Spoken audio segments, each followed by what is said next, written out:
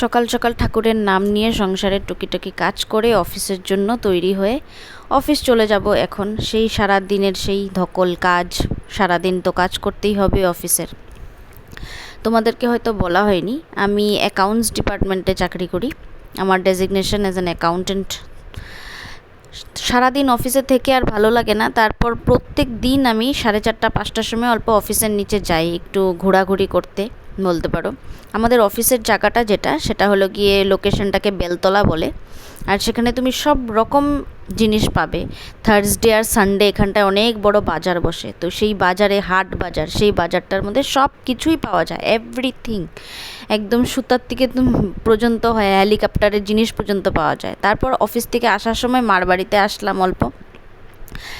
জানো তো, আমার শ্বশুরবাড়ি আর মার বাড়িটা সেরকম বেশি একটা দূর না, একটা গল্লির পরে আমার শ্বশুরবাড়ি, আগের গল্লিতে মার বাড়ি। তো মার সঙ্গে সেই কথাবার্তা অল্প বললাম, মা ছিল, ভাইরা ছিল, সবাই মিলে। আর এই যে আমার পাখুকে দেখো, সারাক্ষণ বসে বসে খালি আদর খাবে। ওকে তুমি যেটাই করো না কেন, টানা টানি আদর, কোনো সময় রিয়েক্ট করে না, কোনো সময় কিছু করো না। বড় লক্ষ্মী আমার এই সোনাটা।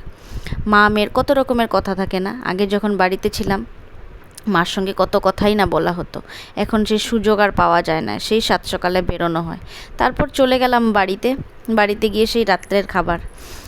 গত সপ্তাহে এত ননভেজ খেয়েছি না, তো এইবার আমি আর হাজব্যান্ড ডিসাইড করেছি এই উইক পুরো আমরা ভেজ খাবো।